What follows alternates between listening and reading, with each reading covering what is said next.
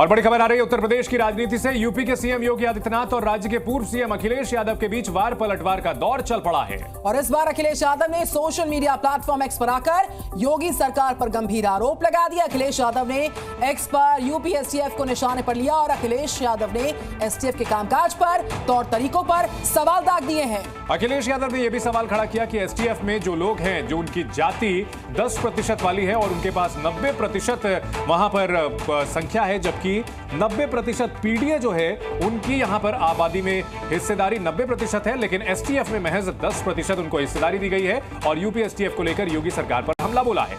STF मतलब सरेआम ठोको force. STF में जाति आधारित तैनाती का आरोप लगाया। इस प्रहार में अखिलेश यादव ने और एसटीएफ व्यक्तिगत बल बनकर रह चुका है, यह भी कहा गया अखिलेश यादव द्वारा।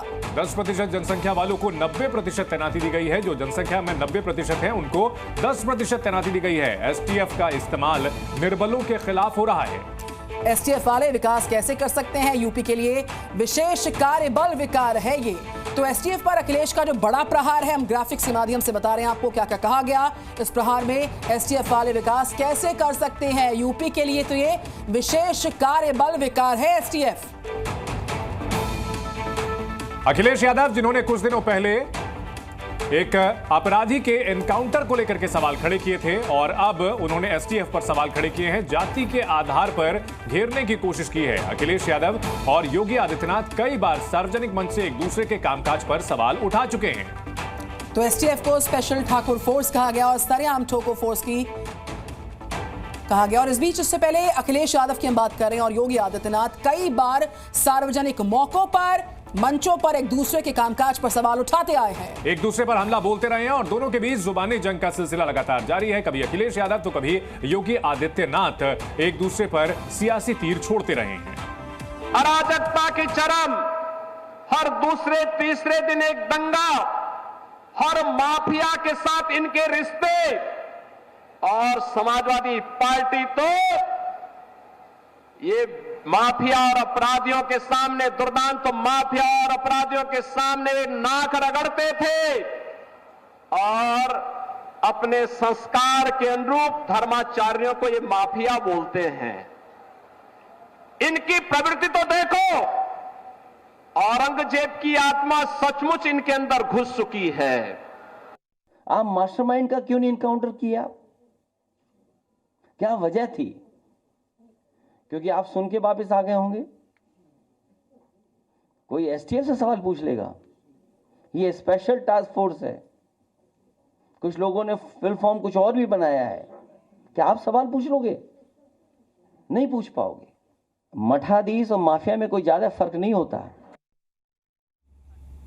तो इससे पहले भी जो बयानों का युद्ध है वो छिड़ा नजर आया था। तमाम तरह की बयानबाजी से पहले भी सामने आ चुकी है। सुनवाई में आपको इन्होंने लूटने के सिवाय, अपने परिवार के सिवाय किसी का कोई हित नहीं किया है, कभी नहीं किया है, कभी नहीं किया है। बहनों और भाइयों, इन लोगों को जब भी जनता जनार्दन ने शक्ति दी है तो इन्होंने उस शक्ति का दुरुपयोग किया है, वैसे ही जैसे किसी कालखंड में भस्मासुर ने किया था। ये जो झूठी कहानी पढ़ी जा रही है इनकाउंटर को लेकर के, कोई ऐसा व्यक्ति नहीं है जो न जानता हो कि भारतीय जनता पार्टी की सरकार में झूठे इनकाउंटर हो रहे हैं। हत्या की जा रही है। जो मंगेश यादव की हत्या हुई है, गांव से लेकर के आसपास के लोग जानते हैं कि पुलिस रात में आई थी, उठा ले गई। पुलिस उठा करके ले गई एसटीएफ। इनके बारे में मुझे एक शायर की बात याद आती है कि नजर नहीं है लेकिन नजारों की बात करते हैं, जमी पे चांद सितारों की बात करते हैं। वो हाथ जोड़ के बस्ती को लूटने वाले भरी सभा में ये सुधारों की बात करते हैं। जितने भी विकास कार्य हो रहे हैं उसके विकास के खिलाफ नहीं है। अयोध्या वर्ल्ड क्लास सिटी बने, अयोध्या के पास और अयोध्या के आसपास वर्ल्ड क्लास इंफ्रास्ट्रक्चर हो।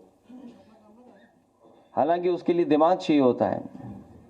कानून व्यवस्था की स्थिति को प्रदेश के अंदर ऐसा रखा गया है जहां हर दूसरे तीसरे दिन दंगे होते थे,